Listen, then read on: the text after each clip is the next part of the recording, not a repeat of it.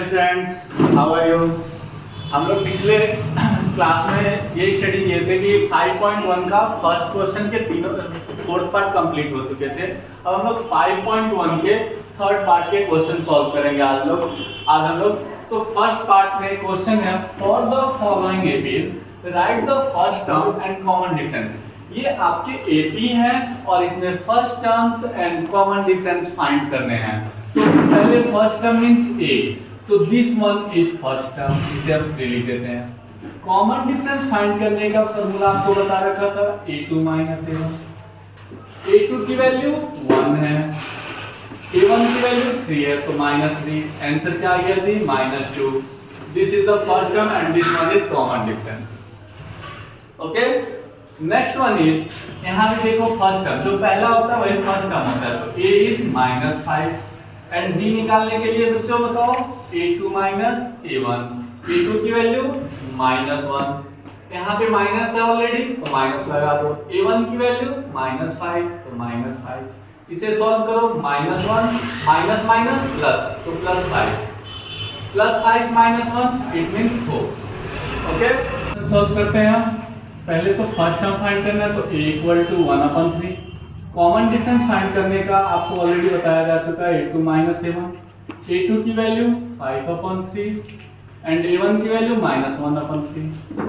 LCM सभी को पता है कि डिनोमिनेटर सेम होते हैं, तो डायरेक्ट न्यूमरेटर को माइनस कर दो, तो 3 5 - 1 = 4/3। ये हो गया आपका common difference. Next one is, यहाँ पे फर्स्ट टर्म निकालना है, तो a = 0.6 और कॉमन डिफरेंस निकालना है, तो a2 - a1। a2 की वैल्यू आपकी 1.7 एंड a1 की वैल्यू 0.6, तो -0.6। इसे सब्ट्रैक्ट कर दो, आंसर क्या होगा? 1.1।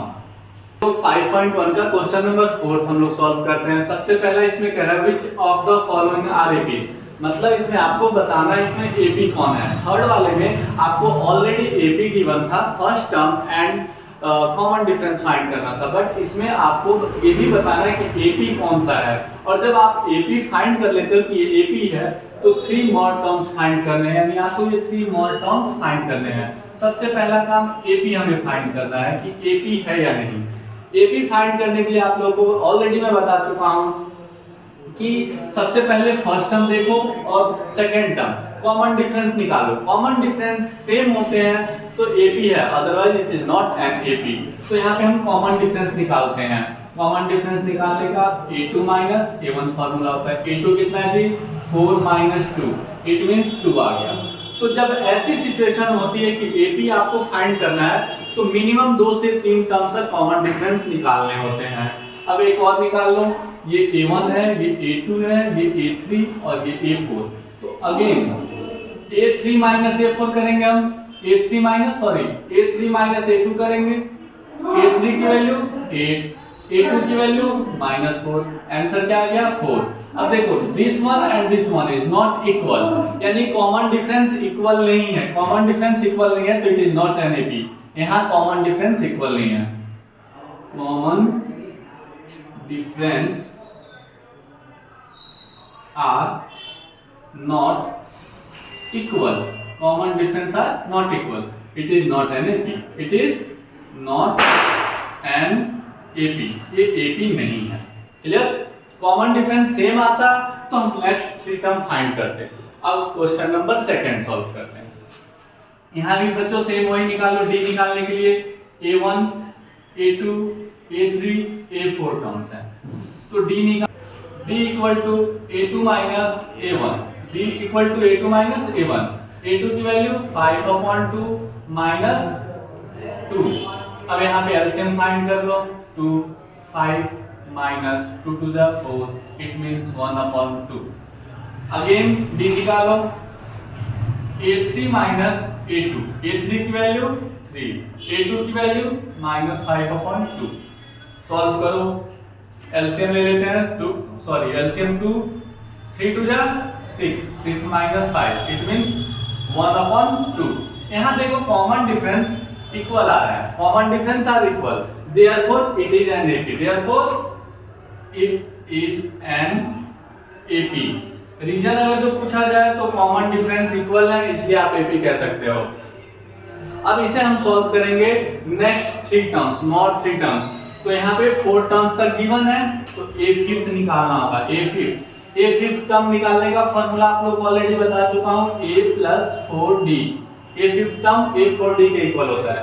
a की वैल्यू क्या है जी आपके पास 2 प्लस 4 इंटू d की वैल्यू क्या है आपके पास 1/2, तो 1/2 2 2 जा 4, तो यहाँ पे आंसर हुआ 2 प्लस 2 यानी 4।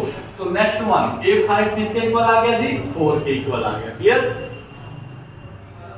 अब आप लोग a6 और a7 टर्म्स निकाल लोगे। a6 जो होगा आपका a प्लस 5d के इक्वल होगा, a7 जो होगा आपका a प्लस 6d के इक्वल होगा।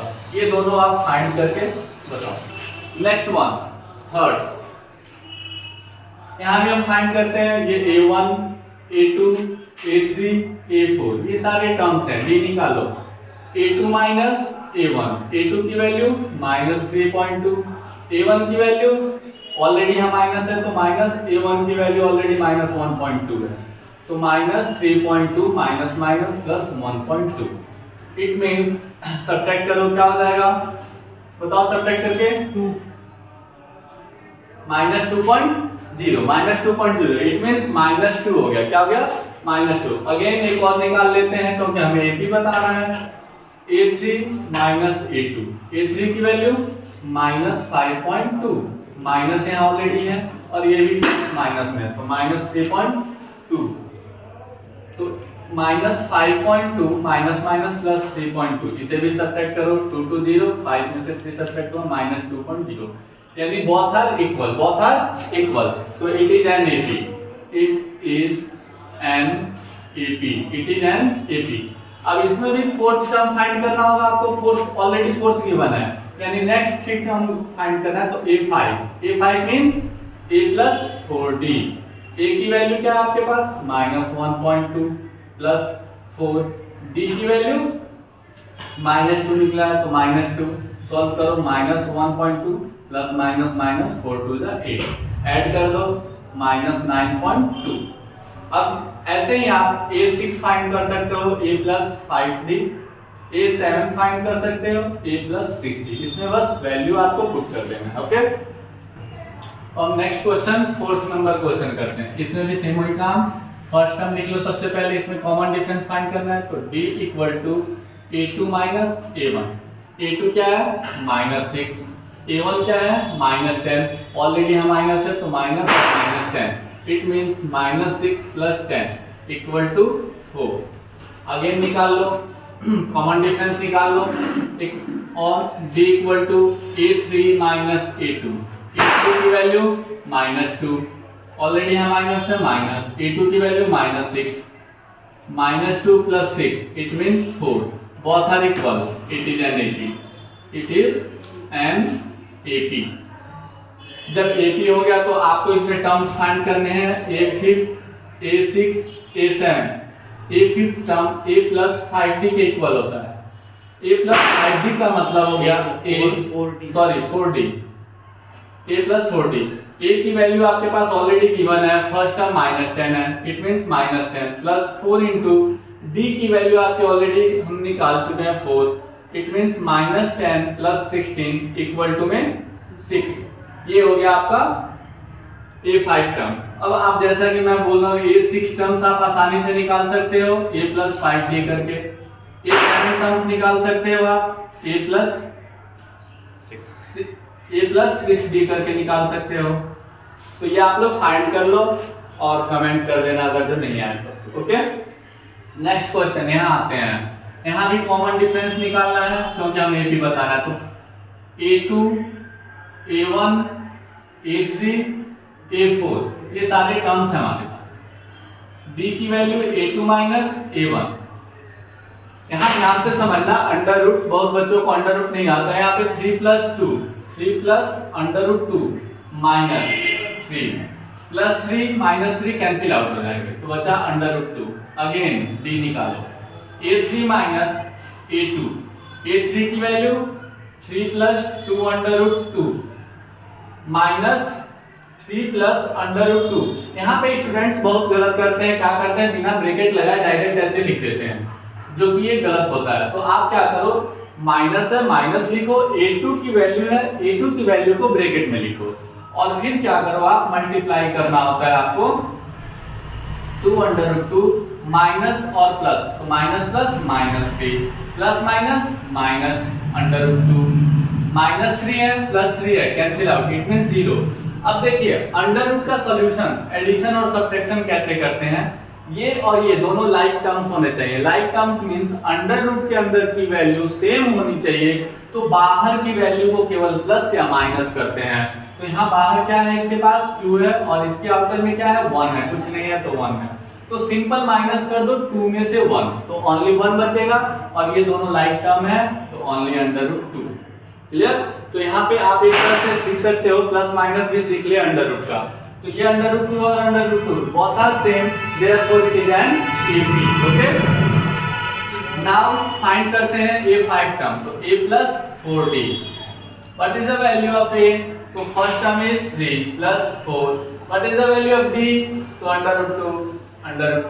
अब देखो यहाँ भी मल्टीप्लायर हम लोग सीख लेते हैं अंडर रूट का, बच्चे क्या करते हैं 4 2 जा 8, 4 2 जा 8 कर देते हैं, ऐसे मल्टीप्लाई करते हैं, जो कि मल्टीप्लाई ऐसे नहीं होता है। यहाँ पे 1 है, इसके कोएफिशिएंट्स इसको मल्टीप्लाई करते हैं, तो 3 plus 4 √2 हो जाएगा ये। ओके, तो ये हो गया आपका a5 टर्म। इसका a6 टर्म भी मैं निकाल के आपको दिखाता हूँ, a plus 5d, a6 equal to a plus 5d, what is the value of a, it means 3 plus 5, what is the value of d, √2, it means 3 plus 5 √2। okay, seventh term a7 equal to a plus 6d, a की value 3 plus 6, d की value √2, it means 3 plus 6 √2। ये हो गया आपका complete solution. Okay, तो student आपको कोई भी डाउट हो इसमें तो आप कमेंट सेक्शन में कमेंट कर सकते हो, और जो बचे हुए क्वेश्चन है उसे हम नेक्स्ट वीडियो में फिर से सॉल्व करेंगे। ओके, और कंटिन्यू रखेंगे। Thank you.